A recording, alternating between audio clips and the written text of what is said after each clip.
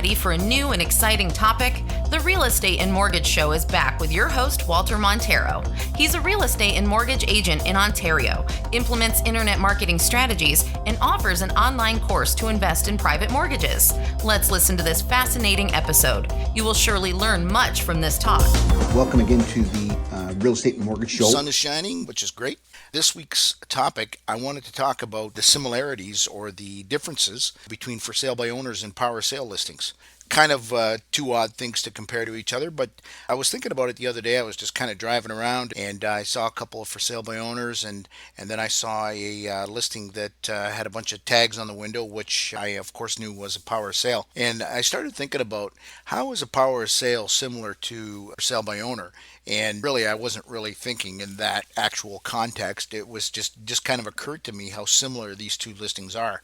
And I'll tell you where I was coming from in terms of why I thought they were so similar. With a power sale, a lot of times we get calls from buyers that start their search looking for power sale properties. I think most people do that because everybody's looking for a deal. They're looking for a good deal. Where else are you going to find a good deal? Through a bank sale, of course, right? And I understand that. And then, of course, there's also the for sale by owner. A lot of times, when we start dealing with buyers, one of the things that buyers do get hung up with is that, hey, if I find a property on my own, if it's for sale by owner, I want to be able to buy this property on my own and not pay you a commission. Okay, so those are sort of the two elements of where I'm coming from, just so you understand where I'm coming from. So let me just make a couple things clear. Okay, first of all, with a power sale, I think where a lot of people get confused is a power sale is not a foreclosure property. It's not a foreclosure sale. So under power sale, when a bank or a lender takes a property under power sale, what they're doing is they don't actually take title to the property. What they're doing is they're taking possession to the property in order to be able to expedite the exercise of getting their interest in the property out. Okay? Now, when they do that, the power sale is a whole lot faster process than foreclosure. When it's a foreclosure, the bank actually takes title to the property. They can do whatever they want with it. But with a power sale, the reason the power sales are more popular is because they're faster in terms of a way for the lender to remedy the situation. Okay, but as a result of that process being faster, they are also under some obligations to the borrower that actually lost the property or lost control of the property.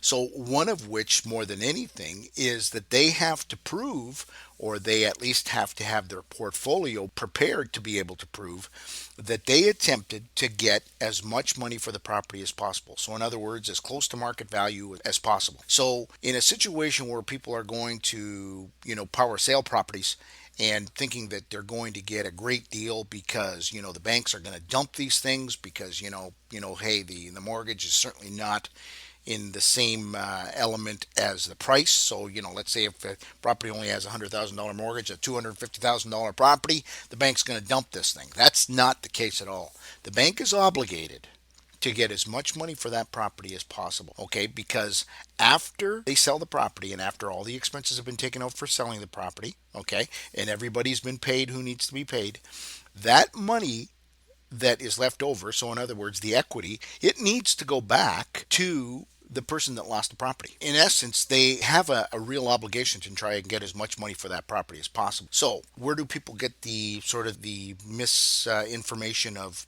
power sales being a good deal? Well, I'll tell you, most power sales are in terrible shape. So when you see a property sell, wow, that looked like a really good deal. Well, of course it was a good deal because the thing was a piece of crap. Okay?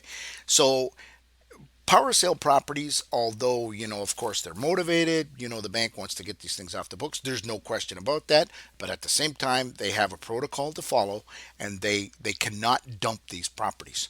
Okay? So there's a real misconception of power sale properties being a real good deal because quite honestly, folks, I've been at this 28 years.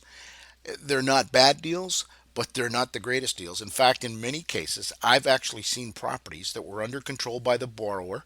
Okay, so the borrower was trying to sell the property, trying to unload it, trying to get themselves out of a jam, and they couldn't.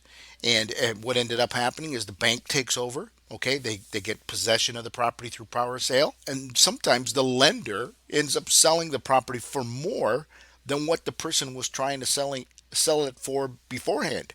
And it's all because, there's this mentality that, oh, it's a power sale property, it's got to be a good deal. Okay? And, like I said, quite honestly, it is what it is. So there's no free lunch here. If you're buying a power sale, great. Be prepared that you're probably going to have to take on a bit of a project because most of these things are beat up. Okay, so there's a misconception of that. Now, how did I draw the parallel to power sale properties to for sale by owners? Well, where I drew the parallel was, and we see it because we have a mortgage company as well. So we see a lot of times with private deals, the little private deals that are happening out there. There are many cases where the seller ends up getting a higher value or a higher net dollar in his pocket because the buyer has this misconception that, hey, there's no realtor involved, so I'm getting a deal. Okay. Well, folks, you're not getting a deal. Okay. This guy is selling his property and he's not paying a commission. He's putting it in his pocket. Now, is the money his? Absolutely, it's his. It's his property. All right. But don't fool yourself for a minute to think that you're getting a deal. Now, do deals happen in the for sale by owner market for the buyer? Yeah, they do. Absolutely, they do. But I can tell you this much, in my experience, they happen more for the seller than they do for the buyer. And quite honestly, that's probably why for sale by owners have such a hard time selling. A lot of times they're just not in agreement with somebody that has provided them with market evaluation of the property, and they want to ask for more. So a lot of times what they end up doing is, let's say the value of the property is 100,000. I love using the term 100,000 because it's such a yesteryear price, but it's easy for the example.